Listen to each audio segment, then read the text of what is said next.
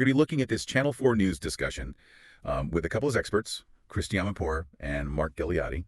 And today we're going to try to figure out what's going on over there and maybe what it means if the U.S. pulls out of the region for Ukraine, but also for the rest of the world.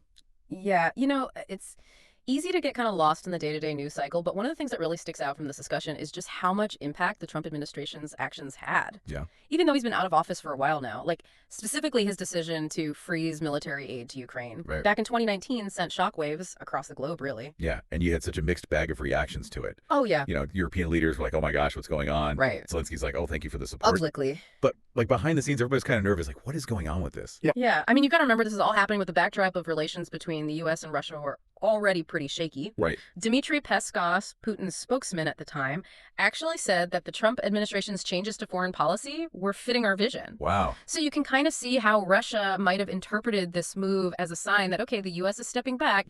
Maybe this gives us a bit more leverage. Yeah, so you've got this question mark, huge question mark over the U.S.'s involvement. Yeah. And then you have people like J.D. Vance who are saying, well, Russia already has the upper hand. Right. Like, why are we even bothering? Right. But Amanpour really pushes back on that. She's like, hold on, Russia isn't winning this decisively. They're just making small gains here and there. Yeah. And she even draws this really interesting parallel to Roosevelt negotiating with Hitler Oh, wow. from a position of weakness. Wow. And it raises these big questions about what any kind of peace deal is actually going to look like. Yeah, I mean, that's a scary comparison for sure. Makes you wonder if, we're seeing history kind of repeat itself in a way. Yeah, and one of the biggest concerns that keeps coming up is that nobody really knows what a peace deal would look like for Ukraine. Right. What would happen to their borders? What would happen to their sovereignty? What kind of security guarantees would they have in place? Yeah. All these huge questions just hanging out there. Yeah, and that just feeds right back into that anxiety, doesn't it? Absolutely. I mean, especially for Ukraine and Europe, they're like, oh, man, are we just going to be sacrificed here? Right. We're going to get a quick deal that doesn't really benefit us in the long term. Like, are we the new Afghanistan? Exactly. Yeah. And, those concerns about a quick deal, those are directly tied to what happened with the Minsk agreements, which actually there were two of them. Okay. Signed back in 2014 and 2015, they were supposed to bring peace to this region called the Donbas region of Ukraine, which is really where this whole conflict began. So the Minsk agreements were like, okay, everybody take a breath. We're going to try to figure out a political solution here. Exactly. But they kind of fell apart. Yeah, they never really addressed the root causes of the conflict, and there was no real way to enforce them. Right. So you can see why people are looking at the current situation and getting a little nervous. Yeah, it sounds like the ghost of the Minsk agreements is really hanging over all of this. But, stepping back from Ukraine for just a second, this situation, it really seems to reflect some much bigger shifts that are happening on the world stage. Oh, absolutely. With global powers. Yeah, and that's where things get really interesting because you've got analysts like Brett Stevens calling this whole thing a day of American infamy. Wow. He's comparing it to the appeasement of Hitler. Yeah, strong words. Yeah, John Major, he even said that J.D. Vance's idea that the U.S. should just cut a deal with Russia, that would make Putin and Xi Jinping dance with joy. Wow. So it really suggests that something much bigger is at play here. And maybe that America is retreating from its traditional role as this global leader. Yeah, and somebody's got to fill that gap. Right, and that's what's worrying a lot of people because they see America's leadership as really crucial for keeping things stable in the world.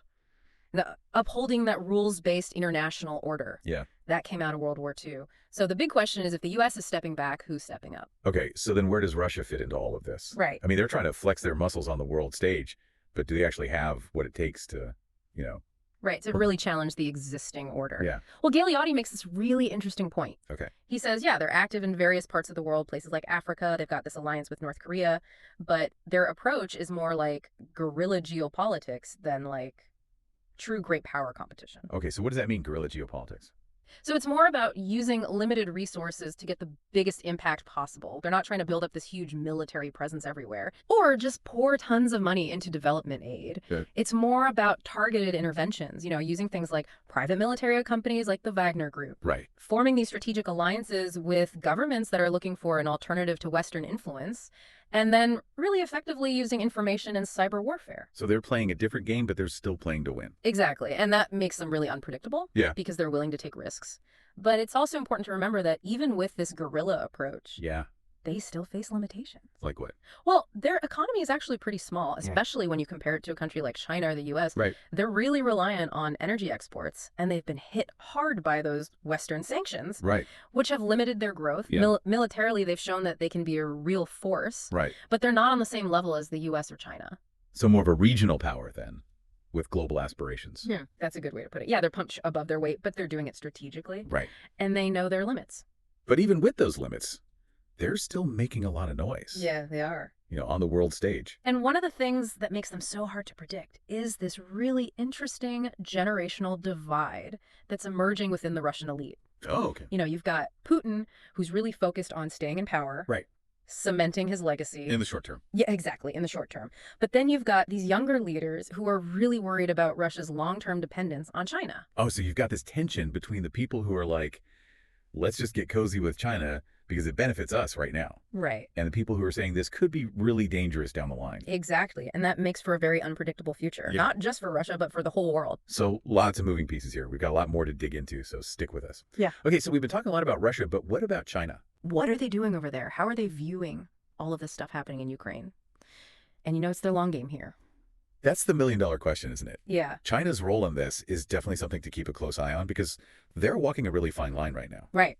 On the one hand, Russia is a really important strategic partner for them. Right. But they don't want to completely alienate the West because, the West is still a major economic partner for China.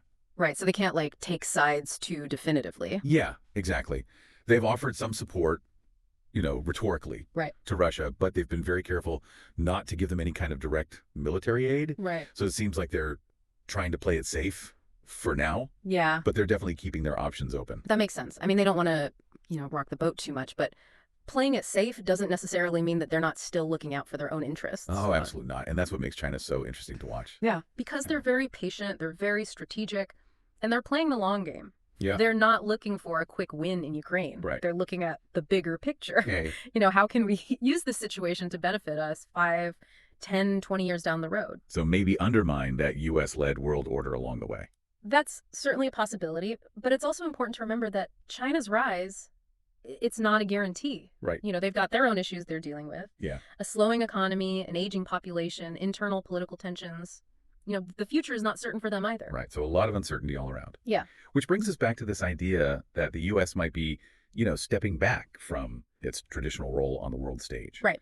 If that actually happens, Yep. what are the implications here? Yeah. I mean, are we heading towards another Cold War? Well, it's definitely something that a lot of experts are talking about. Yeah. Some argue that, we're witnessing the end of American dominance. Right. And the rise of a world where multiple powers are kind of competing for influence. Multipolar world. Yeah, exactly. A multipolar world. And, in that kind of world, China would be the most likely candidate to take the top spot. Yeah.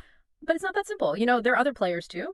Yeah. You've got regional powers, non-state actors. Hmm. Everybody's vying for influence. Yeah, it sounds like things are about to get a lot more complicated. Yeah, definitely. And that complexity, it makes it really hard to know what's going to happen next. Right. But one thing's for sure, the old Cold War playbook, it doesn't really apply anymore. Right. We're dealing with a completely different set of players, different motivations, different global dynamics. So we need a new playbook. Absolutely. And that's what makes this whole situation so interesting, because this shift in power dynamics, it opens up possibilities. Okay. For new voices, new ideas, new ways to solve problems on a global scale. So this could be a time of huge upheaval, but also huge opportunity. Exactly. Yeah. And I think that's something we really need to keep in mind as we try to navigate this increasingly complex and unpredictable world. Okay, so let's bring it back to Ukraine for a second. Yeah. We were talking earlier about J.D. Vance's suggestion that the U.S. should just cut a deal with Russia. Right. Even if it means, maybe making concessions at Ukraine's expense. Right. But Amanpour and Gagliardi, they didn't seem too keen on that idea. No, they really pushed back on that. They argued that, appeasing Russia would just embolden them, Right. send a dangerous message to other authoritarian regimes Right. that you can just get away with this kind of behavior. Mhm. It would weaken the international rules-based order Right. and make the world a more dangerous place. So is there a middle ground here? I mean, is there some way to de-escalate this conflict without just giving in to Russia's demands? That is the million-dollar question, and that's what diplomats and policymakers are trying to figure out right now. It's Yeah. a high-stakes game with no easy answers. So what are some of the scenarios that people are talking about? Well, one possibility is a negotiated settlement Okay. where both sides make some concessions. Okay. Maybe Ukraine gives up some territory Right. in exchange for security guarantees from Russia and the West. But would Ukraine go for that? I don't know. And would Russia actually keep its promises? That's the other big question. Yeah. Trust is in short supply. Right. And there's a long history of broken promises in this region. Right. And of course, there's always the risk that things could get even worse. Oh, absolutely. Another possibility is that the war just keeps dragging on. Right. Neither side can win. Yeah. And that's what happened in the Donbass region for 8 years. Right. And it's a tragedy for everyone involved. More lives lost, more destruction, more suffering. And that just increases the chances that the conflict could spill over into other countries. Right. Or even drag NATO into the fight. Yeah. And then we're talking about a much wider war. That's the nightmare scenario that everyone is trying to avoid. It really does feel like we're at a crossroads here. Like the Yeah. decisions that are made in the next few months could really change the world for decades to come. Absolutely. And that brings us to maybe the most important question of all, what does all this mean for the average person? Right. Like, how might these global shifts actually impact our lives? Yeah, that's what I want to get into next. Okay. Because it's one thing to talk about these, kind of abstract geopolitical forces. Right. But it's another thing to really understand how they might affect us on a personal level. So we've been talking about all this stuff, the war in Ukraine, the possibility that the U.S. might pull back from its role in the world and China's rise. It can all feel a little bit overwhelming. It really can. But I guess the main takeaway is don't freak out, but do stay informed. Yeah, exactly. I mean, knowledge is power, right? Right. And I think it's really important to understand just how connected our world really is. What happens in Ukraine, it doesn't just stay there. It's not in a vacuum. Right. It has ripple effects across global energy markets, food supplies, international relations, even the way we think about democracy and security here at home. And speaking of democracy, it seems like that's one of the core issues here. If the U.S. is stepping back from its role as this defender of democracy, what does that mean for freedom and human rights around the world? Yeah, that's a question that keeps a lot of people up at night, and there aren't any easy answers. Yeah. Some experts think that other democratic nations need to step up and fill the void, maybe form new alliances, take a more active role on the world stage. Is that what we're seeing with the European Union and their efforts to, kind of forge their own path on defense and security? Yeah, I think that's part of it, but it's not just governments. Right. Civil society, non-governmental organizations, activists, even individuals, we all have a role to play in defending democratic values and holding those in power accountable. So it's like Yeah. this crisis is forcing us to really think about what it means to be a citizen in this globalized world. Mm.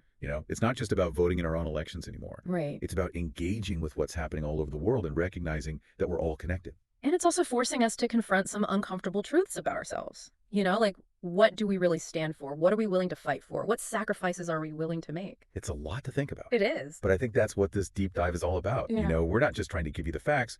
We're trying to get you to think differently about the world Yeah. and your place in it. Exactly. And hopefully give you the tools to be more engaged, more informed, and more active in shaping the future that you want to see. Okay, so we've talked about a lot today, the war in Ukraine, Mhm. the shifts in global power, and what it all means for us. It's a lot to process, but I think the key takeaway is not to lose hope. Yeah, absolutely. Remember, even when things feel uncertain, there's always hope and there's always the power of knowledge, critical thinking, and working together. If the world order is changing, it means there's space for new voices and new solutions. So here's something to chew on as you go about your day. What kind of role do you want to play in shaping this new world?